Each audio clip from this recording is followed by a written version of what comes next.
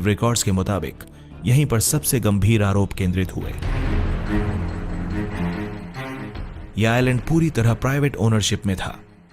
यहां तक पहुंचने के लिए प्राइवेट बोट्स या हेलीकॉप्टर्स का इस्तेमाल होता था।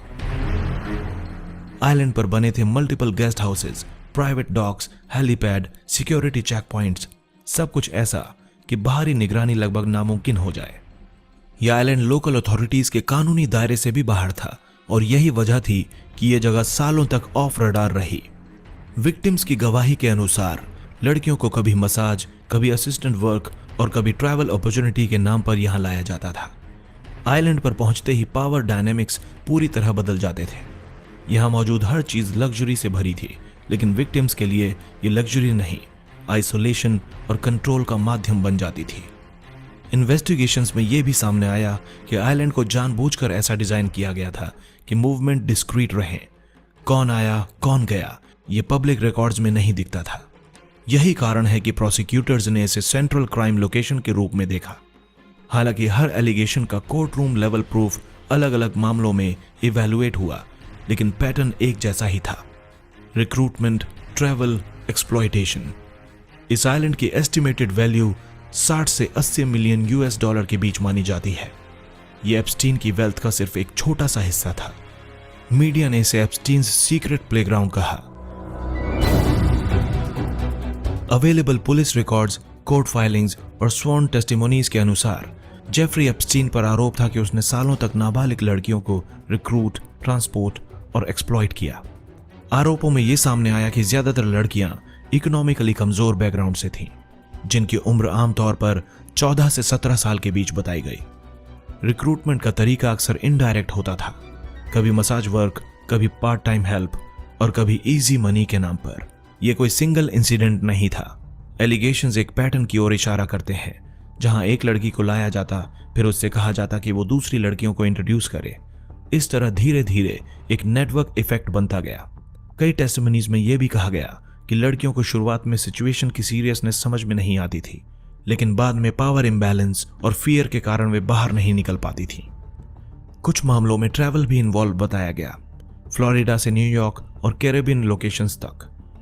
यूएस फेडरल लॉ के अनुसार अगर किसी माइनर को सेक्सुअल पर्पस के लिए स्टेट लाइंस या इंटरनेशनल बाउंड्रीज के पार ले जाया जाए तो वो लीगली सेक्स ट्रैफिकिंग की कैटेगरी में आता है। फोर्स का इस्तेमाल हुआ या नहीं, ये सेकेंडरी माना जाता है। इंड्यूसमेंट और एक्सप्लॉयटेशन ही की एलिमेंट होते हैं। यह स्पष्ट करना जरूरी है कि एप्स्टीन पर 2019 में जो चार्जेस लगाए गए वे थे sex trafficking of minors and conspiracy. ये चार्जेस ग्रैंड ज्यूरी इंडिसमेंट के बाद लगाए गए थे, यानी प्रोसिक्यूटर्स के पास ट्रायल के लिए पर्याप्त मात्रा में एविडेंसेस मौजूद थे।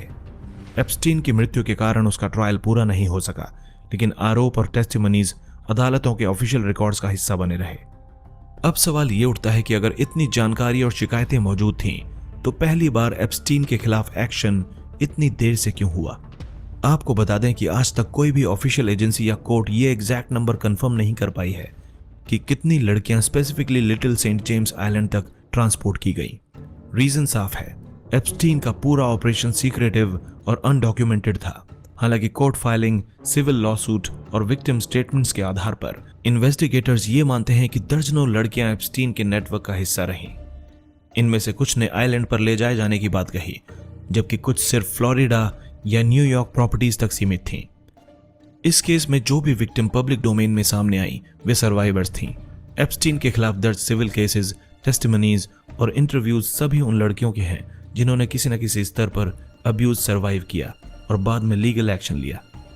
कई सर्वाइवर्स ने वर्षों बाद आगे आकर बयान दिए, क्योंकि उस समय वे फियर, इंटिमिडेशन और पावर इम्बैलेंस के कारण चुप थीं। सबसे अनफॉर्चुनेट बात यह है कि इतनी बड़ी संख्या में माइनर्स का अब्यूज हुआ और सिस्टम ने उन्हें समय पर प्रोटेक्ट नहीं किया। अब हम उस थ्योरी की बात करते हैं जिसने जेफरी एप्स्टीन के केस को क्राइम से आगे बढ़ाकर पावर पॉलिटिक्स तक पहुंचा दिया, ब्लैकमेल थ्योरी। ब्लैकमेल थ्योरी के अनुसार एप्स्टीन सिर्फ एक ट्रैफिकर या अब्यूजर नहीं था, बल्कि एक ऐसा व्यक्ति था जो इन्फॉर्मेशन को वेपन की तरह इस्तेमाल करता था। दावा यह है कि उसकी प्रॉपर्टीज, खास तौर पर प्राइवेट मेंशंस और सीक्रेट आइलैंड, ऐसी जगहें थीं जहां पावरफुल लोग प्राइवेट माहौल में आते जाते थे। इसी प्राइवेसी के भीतर अगर कोई इलीगल या कॉम्प्रोमाइजिंग एक्टिविटी होती थी तो उसे रिकॉर्ड या डॉक्यूमेंट किया जा सकता था और बाद में उसी जानकारी से इन्फ्लुएंस या लेवरेज बनाया जा सकता था। इस थ्योरी को हवा तब मिली जब विक्टिम्स की कुछ टेस्टिमनीज में यह बात सामने आई कि एप्स्टीन को हर चीज पर कंट्रोल चाहिए होता था। कौन आएगा, कहां रहेगा, किससे मिलेगा। इन्वेस्टिगेटर्स ने यह भी नोट किया कि उसकी कई प्रॉपर्टीज में अनयूजुअल सर्विलांस सेटअप होने की बात कही गई। ब्लैकमेल थ्योरी को सपोर्ट करने वाले लोग ये तर्क देते हैं कि एप्स्टीन की असाधारण प्रोटेक्शन, जैसे 2008 की कंट्रोवर्शियल प्ली डील, सिर्फ पैसे से ही एक्सप्लेन नहीं होती।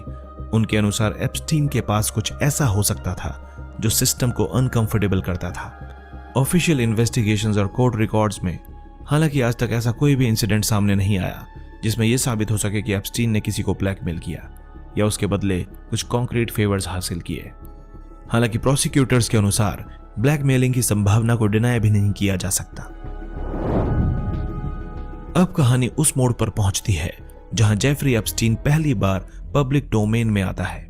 साल 2005, फ्लोरिडा का पाम बीच। यहां कुछ टीनेज गर्ल्स ने लोकल पुलिस के सामने शिकायत दर्ज करवाई।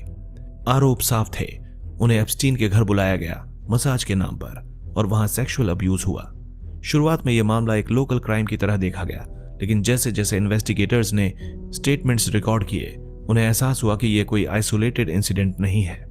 पाम बीच पुलिस ने महीनों तक इन्वेस्टिगेशन की। रिकॉर्ड्स के अनुसार डिटेक्टिव्स ने मल्टीपल विक्टिम्स की पहचान की जिनकी स्टोरीज एक दूसरे से मैच करती थी। Same house, same pattern, same inducement method. Police ने एविडेंस के आधार पर एप्स्टीन के खिलाफ सीरियस फेलिनी चार्जेस की रिकमेंडेशन भी की। इस स्टेज पर केस मजबूत दिख रहा था और एक्सपेक्टेशन ये थी कि एप्स्टीन को हार्ड पनिशमेंट मिलेगी, लेकिन यहीं से सिस्टम ने एक अनएक्सपेक्टेड टर्न लिया। केस लोकल प्रोसिक्यूटर से निकलकर फेडरल लेवल तक पहुंचा और 2008 में एप्स्टीन को एक ऐसी डील मिली जिसने पूरे अमेरिका में आउटरीच पैदा कर दिया। इसे कहा गया नॉन प्रोसिक्यूशन एग्रीमेंट या आम भाषा में स्वीट हार्ट डील। इस डील के तहत एप्स्टीन ने लिमिटेड चार्जेस एक्सेप्ट किए। उसे स्टेट लेवल पर सॉलिसिटेशन ऑफ अ माइनर का दोषी माना गया, लेकिन सीरियस फेडरल ट्रैफिकिंग चार्जेस से बचा लिया गया। सजा के नाम पर सिर्फ 18 महीने की जेल, जिसमें से उसने लगभग 13 महीने ही काटे, और वो भी पूरी तरह जेल नहीं। उसे वर्क रिलीज की अनुमति मिली, यानी दिन में वो बाहर जाकर काम कर सकता था और रात में जेल लौटता था। ये सजा विक्टिम्स के लिए एक शॉक थी और पब्लिक के लिए भी, क्योंकि उस समय तक पुलिस रिकॉर्ड में दर्ज था कि विक्टिम की संख्या एक से कहीं ज्यादा थी। पैटर्न्स रिपीट हो रहे थे, फिर भी एप्स्टीन को एक्स्ट्राऑर्डिनरी लीनियंसी मिली।